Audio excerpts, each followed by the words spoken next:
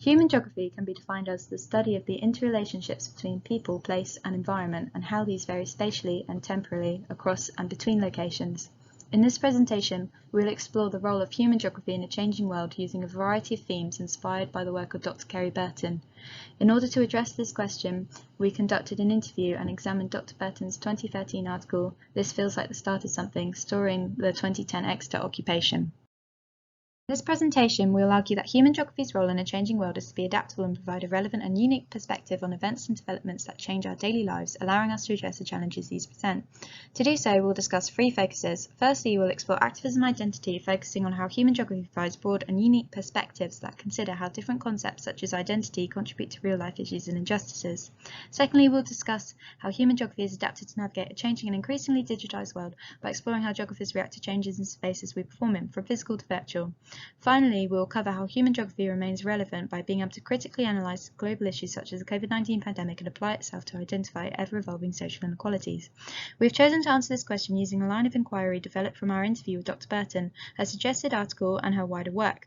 During our interview, we discussed her work on activism and protest, forming our first focus, before exploring her opinions on digital spaces and the COVID-19 pandemic. These topics both inspired our second and third focus and allowed us to consider our own experiences in addressing the question as geography students studying during the pandemic. The starting point to answer the question was to analyse the work of Dr. Burton using the articles she suggested to us, our interview, and her wider research. A common theme we identified was activism identity and the concept of solidarity.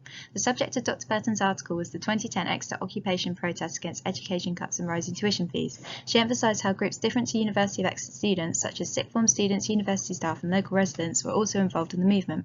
A quote from the article, "My family think I'm a stranger," demonstrates how participating in activism can influence identity and how it's perceived by others. Dr. Burton mentions the idea of solidarity in both her interview and 2012 thesis. Her argument is that activists unite under a common temporal spatial objective, and that this contributes to groups defining and narrating their own identities in relation to the movement and wider global movements, and highlights the important shift in individuals from an I to a we. In the interview, we also discussed Scale's role in activism. Dr. Burton highlighted the importance of Exeter protesters operating as part of a larger occupation movement. This fed into discussions around spaces and how the activist identity was applied to places such as lecture theatres, transforming them from a place of learning to a place of protest. Dr. Burton's consideration of concepts such as space in regards to activism is crucial, as geographers such as Buser et al. Critically complain analysing these events with such concepts is essential to understand the complex processes at work. Therefore, Burton's work is an example of how human geography can be used to provide an introspective and critical perspective of current events surrounding social justice. Human geography has an important role in activism identity in a changing world. For example, it allows activism and identity to be studied at a range of alternative and unique angles compared to other subjects, which often ignore the complexities involved in achieving social justices and forming identities within activism. However, human geography allows us to have a better understanding of these factors and how they are intertwined, so we can better understand who and how people are involved in activism and how this has changed over time, for example, online activism. Human geography is one of the best suited subjects to stay relevant and important in a changing world because it is such a broad subject with many subdisciplines. It is able to quickly and smoothly adapt to changes within society, meaning that human geography changes as society changes. For example, as the internet and social media became more prominent in everyday life, the new subdiscipline digital geography is developed, which helps to study virtual spaces and their impacts on everyday life. Furthermore, human geography allows us to look into the ethics of new research methods evolving from the rise in the importance of digital spaces in everyday life, such as researchers lurking through people's posts and how they present people's voice and in their analyses and research findings. The internet became a common feature of everyday lives in the 1990s, triggering the rise of virtual spaces as a platform for social interaction. Virtual spaces do not exist in isolation and are constantly interacting with physical spaces. Activism occurs in both physical and virtual spaces simultaneously, as stated by Andrew Davies, who makes note of the fact that activism no longer exists simply at global or local scales, as they occupy multiple spaces at the same time. Figure 6 shows the intersection of physical and virtual space as interaction space.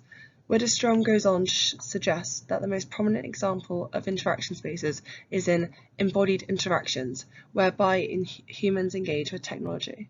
This is particularly significant through social media, as it creates a unique space that extends beyond face-to-face interactions and connects people across virtual rather than physical space. The geographical impacts of social media are limited due to access issues, being as only those who are literate and affluent can afford to use it. As Stanley Brunn suggests, cyberspace has become a key component of geographic inquiry, and human geographers are in a unique position to analyse the changing landscapes of space. With virtual spaces providing geographers with a greater reach of information, we can study how social behaviours are affected by the rise of these virtual spaces through tracking flows of ideas and social movements related to the discipline.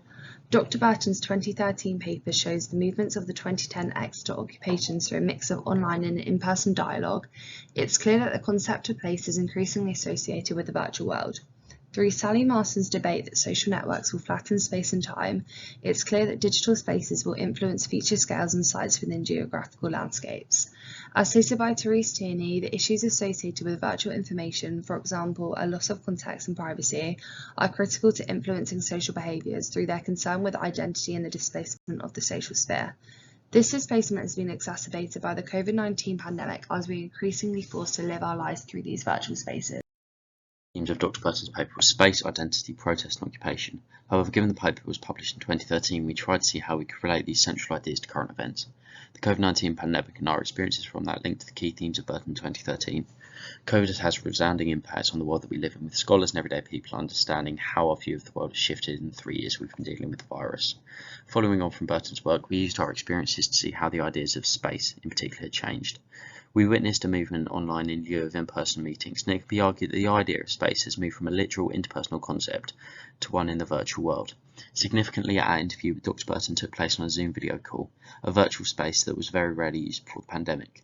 Lobo explores relationships between people and the societal norms accompanying. However, Bissell highlighted that what was deemed to be normal has changed, with him stating that the prevalence of face masks changes how people relate to each other in public spaces. COVID-19 has also changed the way we look at current events.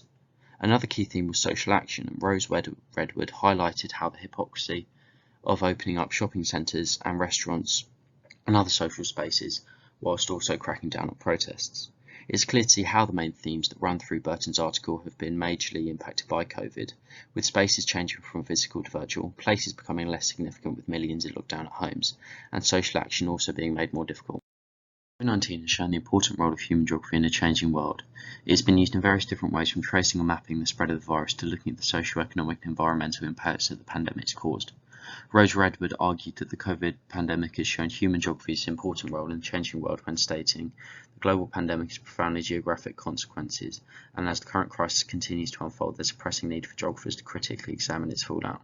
This is reinforced by Turton and Maud, who argue that it's time for us to reaffirm our sense of who we are as geographers and show geography's importance, for example studying the inequalities shown by the pandemic. Shepherd agrees and states that geography has been vital in fighting the COVID outbreak, arguing that human geography is far more than just looking at maps on capital cities, but rather the study of people and how we interact with the world around us. Finally, geography is important in the modern world. COVID has shown that there have been inequalities in the impacts and responses, with Matthias et al. Exploring the fact that there were ethnic and racial disparities in the impacts of COVID-19. Human geography's role in the changing world is brought to the fore as it allows professional geographers to understand how and why these inequalities were produced, with Bissell reinforcing this by arguing that the economic fallout of COVID hit the regional communities harder. Therefore, it's clear to see how human geography is still vital in the changing world, with recent events showing that it is useful in mapping events and also exploring social, economic and environmental impact. In this presentation, we have argued 3 ways in which human geography demonstrates its role in a changing world. We have covered activism identity as an example of ways in which human geography explores the complexities associated with current social events, such as protests, through perspectives unique to the subject, as it has the ability to remain adaptable and relevant in addressing real-life problems. We then discussed how virtual spaces have become increasingly associated with the role of occupation in a changing world. Since activism is such a prominent part of everyday life, the dominance of virtual spaces over physical spaces has become increasingly important in human geographical study. Finally, we covered how the pandemic has highlighted how important human geography is. COVID-19 has shown geography's role as a hazard mapping tool, how it helps to examine social, economic and environmental issues, and how it explores inequalities between people around the world. Overall, our argument was inspired by the work of Dr. Kerry Burton and our own experiences as human geography students, which has allowed us to recognise how what we study impacts a changing world. We believe our argument demonstrates how human geography's role is to be adaptable and relevant, creating a unique perspective on events and developments that change our daily lives. This is a perspective that allows the field to address challenges presented in a changing world.